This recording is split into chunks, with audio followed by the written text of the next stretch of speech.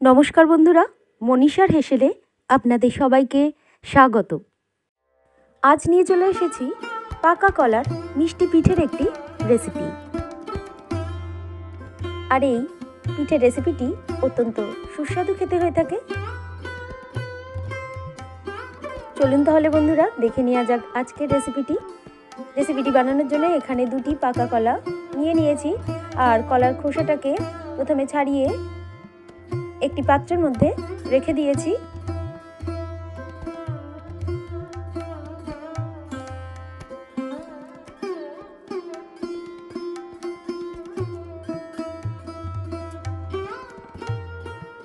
কলাটাকে একটু ম্যাশ করে নেব এভাবে হাত দিয়ে।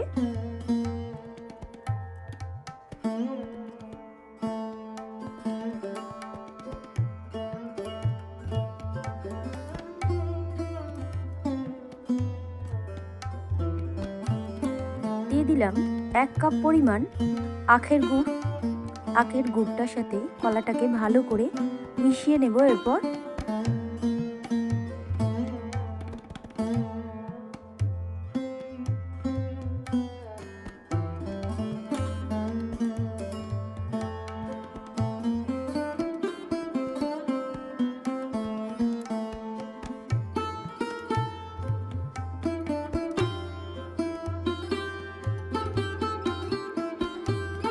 আখের গুড়ের সাথে কলাটাকে ভালো করে মিশিয়ে নেওয়ার পর দিয়ে দিলাম 2 বড় কাপ পরিমাণ চালের গুঁড়ো।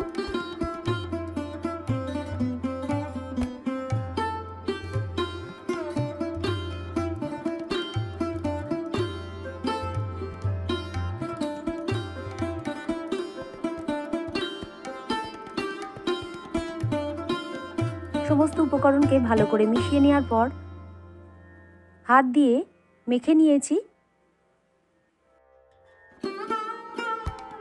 দিয়ে দিলাম 2 বড় চামচ পরিমাণ সুজি আর 1 বড় চামচ পরিমাণ আটা। সমস্ত উপকরণকে ভালো করে আবারও মিশিয়ে নেওয়ার পর হাত দিয়ে মেখে নিয়েছি।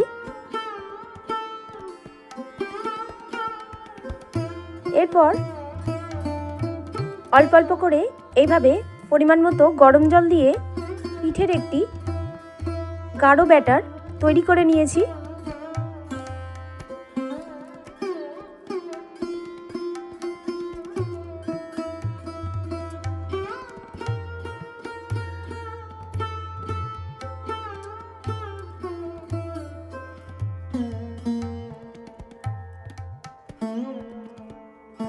পিঠের ব্যাটারটাকে এইভাবে তৈরি করে নেওয়ার পর 10 মিনিটের জন্য ঢাকা দিয়ে রেখে দিয়েছি। এরপর কড়াইয়ের মধ্যে দিয়ে দিলাম পরিমাণ মতো সাদা তেল।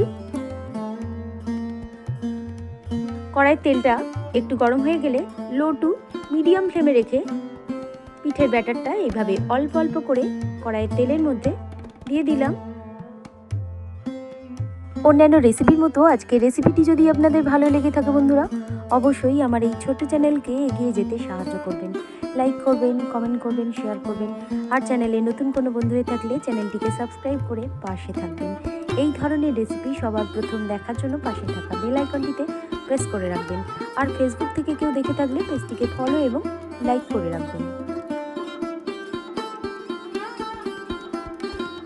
পিঠেগুলোর এক পিঠ ভেজে নেওয়া হয়ে গেলে অপর পিঠ উল্টিয়ে ভেজে নিয়েছি।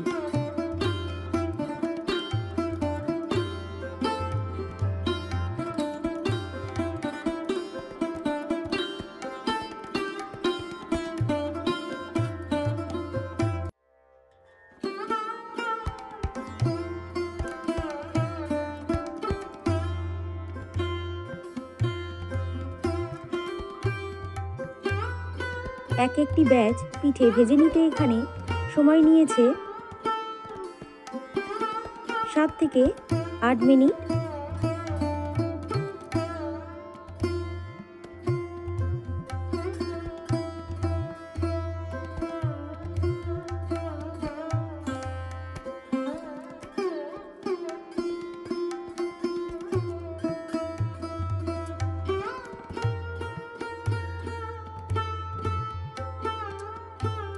পিঠেগুলিকে ভেজে নেওয়ার পর এইভাবে তেল ঝরিয়ে একটি পাত্রের মধ্যে তুলে রেখেছি। তৈরি হয়ে গেল আজকের রেসিপি পাকা কলার মিষ্টি পিঠে। রেসিপিটি শেষ পর্যন্ত দেখার জন্য আপনাদের সবাইকে ধন্যবাদ। সবাই ভালো থাকবেন, সুস্থ থাকবেন।